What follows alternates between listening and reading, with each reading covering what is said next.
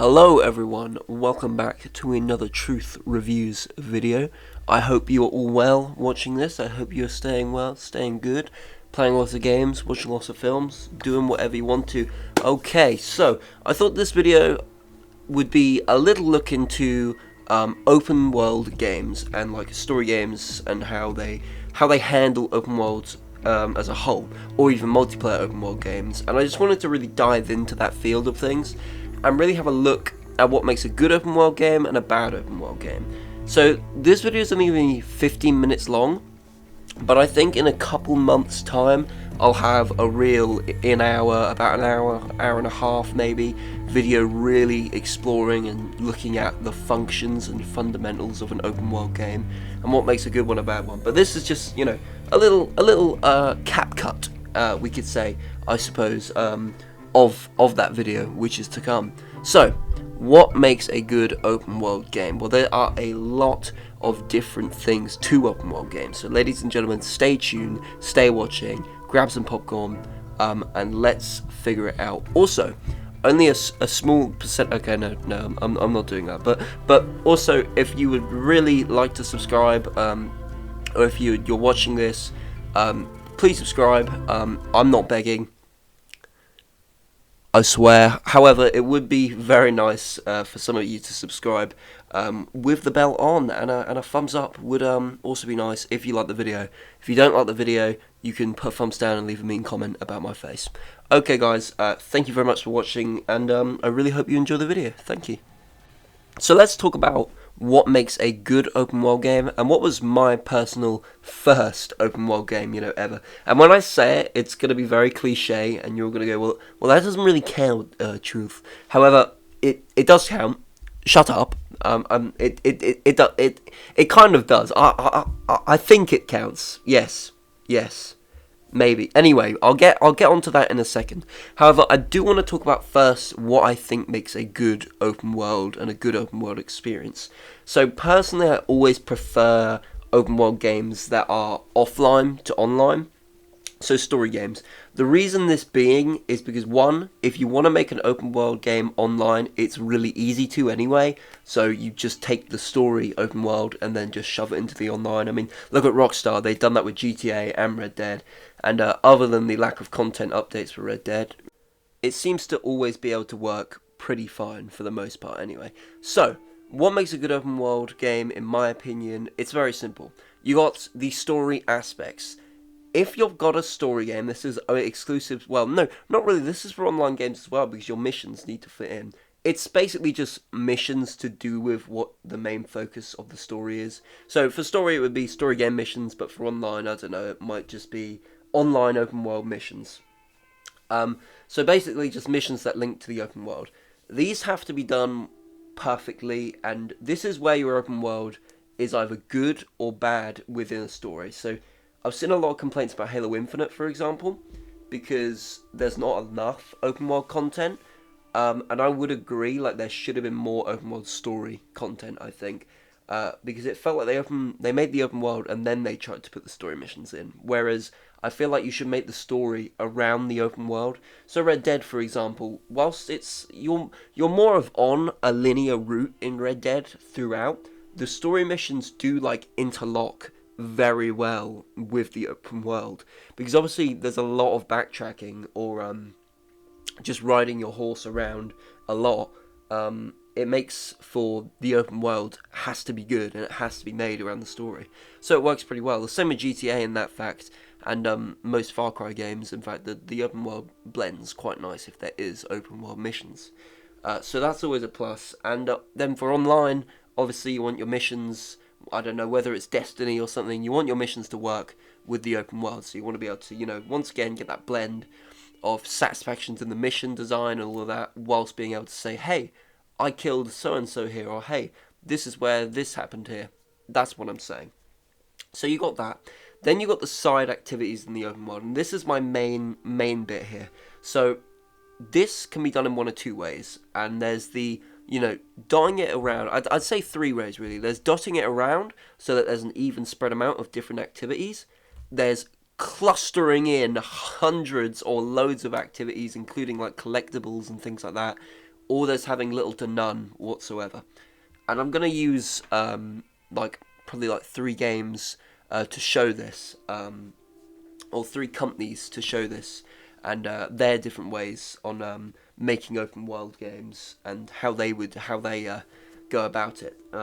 So yes, and then the final thing I would say is like the scenery. How does the open world look? So for example, Red Dead is a very good example. The game looks gorgeous. The aesthetic of the Western cowboy genre, it just fits so well. So let's really take a look at some companies and how they, look at open worlds as a whole. I'm not sure that we could make it through this video without mentioning Ubisoft. I mean, it's pretty much impossible when you're talking about open world games, and that's who I'm going to talk about. So the 3 things I mentioned, Ubisoft would definitely be the one to cram everything in. Ubisoft and their open world missions, and the perfect games to think about when you're thinking about open world missions and Ubisoft, are the Far Cry games. Primarily Far Cry 4, 5, 3, any of the Far Cries really, other than below 3, I would say. They are insane for their open world content. So Far Cry 3, Pyrocynical, when he reviewed Far Cry 3, excellent video by the way, check it out. When he did his in-depth review on Far Cry 3, he spoke about this.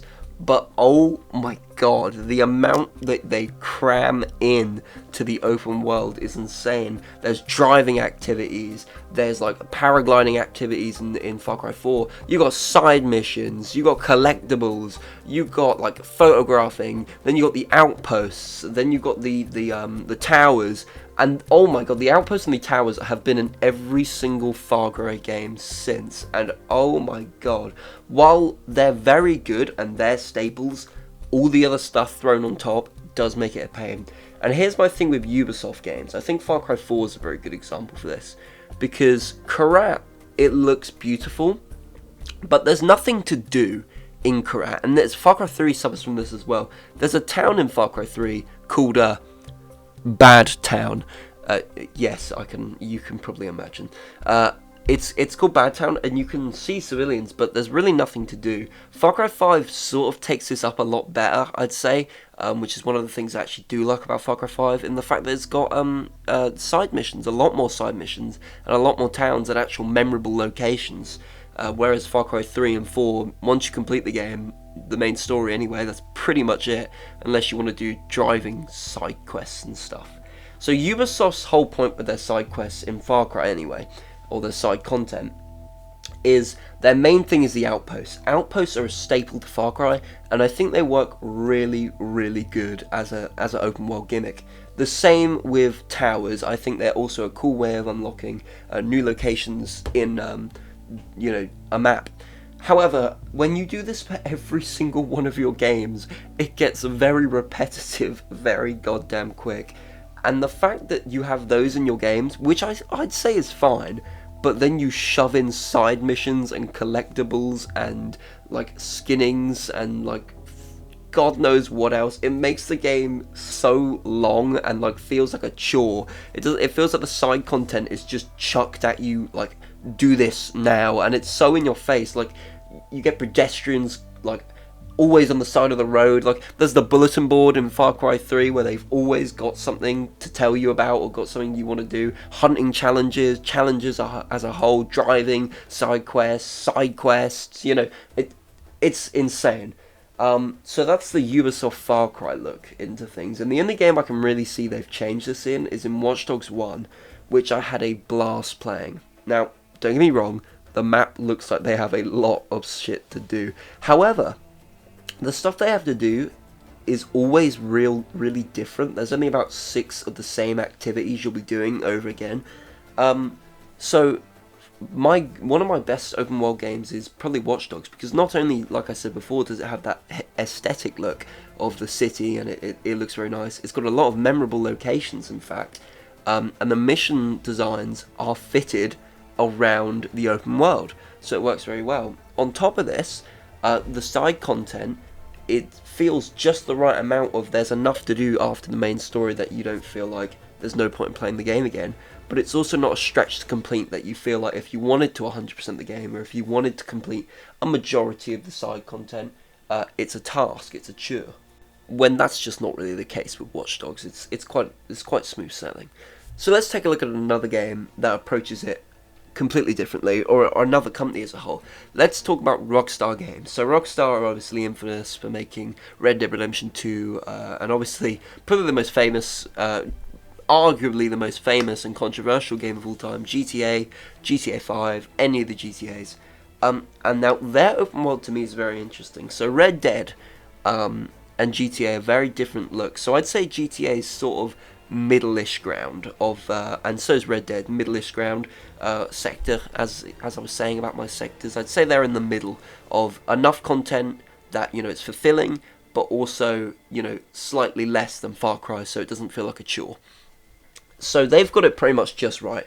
So after you complete GTA 5, not only does the city look beautiful, and Red Dead, I've already said, looks beautiful, but in GTA particularly, there's enough side missions. GTA has 3 characters, so you have side missions. There's enough side missions that you can do, and they're very funny, hilariously funny. But there's enough side missions that you can do, so it's fun. But there's also like other things too. So once you complete all your side missions, I think you've got parachuting and you've got mini games, and that's pretty much it for GTA. You've got the parachute challenges, the mini games. You can go hunting, and there's some collectibles and stunt jumps, but that's it. Whereas Far Cry, you've got side quests and outposts and towers. GTA, you've got side missions, collectibles, and funny car drive-through, funny thing, unlock, stuff like that. It's the same with Red Dead. Red Dead, you've got side missions and then collectibles. And you know what? People might say that's a bit bare bones, but I would disagree. Because of how big GTA and Red Dead's map is, obviously Red Dead marginally bigger than GTA's. However, because of how big they are, they don't really need a lot else, so it works pretty well, and this is why I like these games quite a bit. Okay, finally, let's look at one more game. Let's look at Just Cause 4, or the Just Cause series as a whole. Okay, I wanted to have a look at these as a sort of a poo-poo example of an open world game, or stuff like that. Okay, so the Just Cause series are open world. Their missions in Just Cause 4, it forces you to unlock sections of the map to complete the main story. Fine. After you do that, you've got about 3 or 2 sections left to unlock of, without doing the main story anyway. And then that's it. Then you just have a vast open world of pretty much nothing to explore. And this is where things go wrong for me. Because you can't just have this huge, vast, beautiful land and then have nothing to do. I think the only thing in Just Cause 4 you can do is paraglider, stunts and things. And that's just... it's not enough. You can't just keep that, as the thing. So to take this video with a pinch of salt and, take this video and really think what is the best formula for an open world game, I don't think any 3 of them are right. Whether it's Just Cause from only main story stuff, or even Ubisoft, where it's obnoxiously in your face stuff. I'd say a blend between the 3 of them is just perfect. I mean, there's no perfect open world game. I really enjoy Watch Dogs, just like I really enjoy Red Dead's open world, There is no perfect open world game, but it's finding that balance. So that's what I'm going for, and those are the 3 types of main open worlds to me. So that pretty much does it for this video. I hope you guys have enjoyed, and I just want to end off by saying, once again, none of these are the real ways to truly have an open world experience. There are many, many, many different ways you can play an open world game. These are just the 3 examples I've used. Like I said before, not one of them is right. If you enjoy just story content with a beautiful, vast open world with nothing to do, that's you. If you enjoy Red Dead Redemption 2's balance between side missions and collectibles and open world, that's you. Or if you enjoy Far Cry's clusterfuck of content, that's you. I mean, it's completely up to you. I hope you guys have enjoyed very much. Subscribe if you haven't. Only a small... no, I'm joking. However, subscribe, new channel, new face. I'll be uploading twice a week, maybe 3 times. I'm trying to get my uploads more and more. So yeah, subscribe if you're new, hit that bell. Thank you guys ever so much for watching.